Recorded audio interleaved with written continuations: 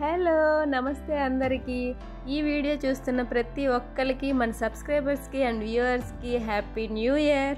ఈ న్యూ ఇయర్ని మీరు సెలబ్రేట్ చేసుకున్నారా? చేసుకున్నట్లయితే కింద కామెంట్స్లో చెప్పండి. నేనైతే ఏ సెలబ్రేషన్స్ కూడా చేసుకోలేదు. 31st నైట్ అంతా కేక్స్ చేయడంలోనే అయిపోయింది. సాటర్డే ఈవినింగ్ వైజాగ్ నుంచి రావడం వల్ల ఈ 2 డేసే ఉంది కేక్స్ చేయడానికి.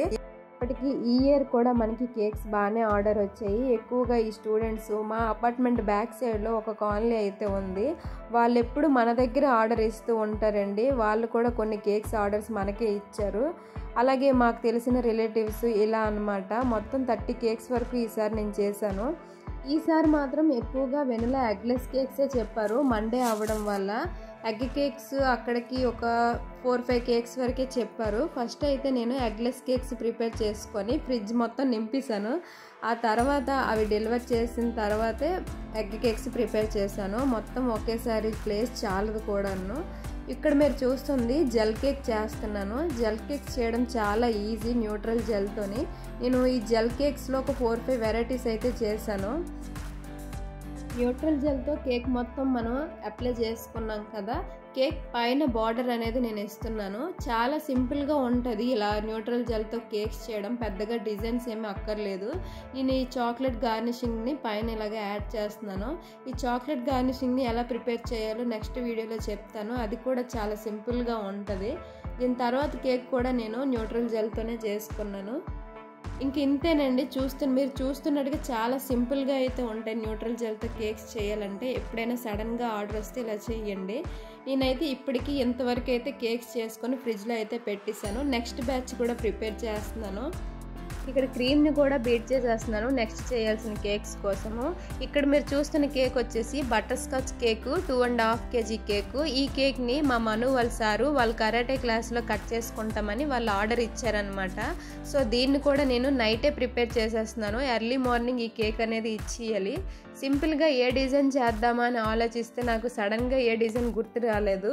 ఇలా చేద్దామని అనుకున్నాను. సో ఇక్కడ నేను ట్రిప్పింగ్స్ లాగా ఇస్తున్నాను కదా, అది న్యూట్రల్ జెల్ కాదు, బటర్ స్కాచ్ క్రష్తోనే డిజైన్ అనేది ఇస్తున్నాను. విషయం గురించి చెప్తాను మీకు. ఎప్పుడైనా ఇలాగ ఎక్కువ కేక్స్ చేసేటప్పుడు విప్పింగ్ క్రీమ్ని ఒకేసారి బీట్ చేసుకొని ఫ్రిడ్జ్లో పెట్టేసుకుంటే అయిపోద్ది కదా అని అనుకోవద్దు.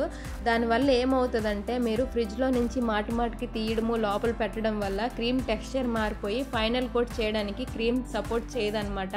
ఎయిర్ బబుల్స్ లాగా అయితే కనిపిస్తుంది. సో మీకు ఎంతవరకు క్రీమ్ అవసరమో అంతవరకు తీసుకొని మళ్ళీ బీట్ చేసుకోండి. ఈ కేక్ కూడా ఫినిష్ అయిపోతుంది. ఈ ఫ్లవర్స్ మీద మెటాలిక్ స్ప్రే చేస్తున్నాను. అలాగే పింక్ కలర్ స్ప్రే కూడా చేస్తాను. నెక్స్ట్ ఫోటో కేక్ని ప్రిపేర్ చేస్తున్నాను. ఈ ఫోటో కేక్స్ చేయడం కోసమని నేను ఏ డిజైన్ ఇద్దామా అని చెప్పి చాలాసేపు అయితే ఆలోచించాను. ఆ తర్వాత ఫ్లవర్ నాజిల్ ఉంటుంది కదా, రోజ్ ఫ్లవర్ నాజిల్, దాంతో ఇలా రఫుల్స్ లాగా అయితే ఇస్తున్నాను. ఇలా 2 లైన్స్ ఇచ్చేసుకొని సెంటర్లో ఈ ఫోటోని ప్లేస్ చేస్తున్నాను. ఇది ఎడిబుల్ ఫోటోనే. యాక్చువల్గా ఈ ఫోటో కేక్ చెప్పేటప్పుడు మా ఫ్రెండ్ ఏమన్నారంటే, లాస్ట్ టైం టర్నింగ్ కేక్ చేసావు కదా, దానిపైన బాస్ బేబీ టాపర్స్ వచ్చింది, సేమ్ అలానే ఈ ఇద్దరు బాబు ఫొటోస్ కూడా వచ్చినట్టుగా చేయమని చెప్పారు. సో అంత టైం అయితే లేదు. నేనైతే ఇలా ఫోటో ప్రింట్ అయితే చేయించేసి ఫోటో కేక్ లాగా అయితే చేస్తాను అని చెప్పాను. సరే అలానే చేయండి అని అన్నారు. ఇక్కడ ఈ కేక్ కూడా రెడీ అయిపోయింది. సో ఇది ఇవాళ వీడియో.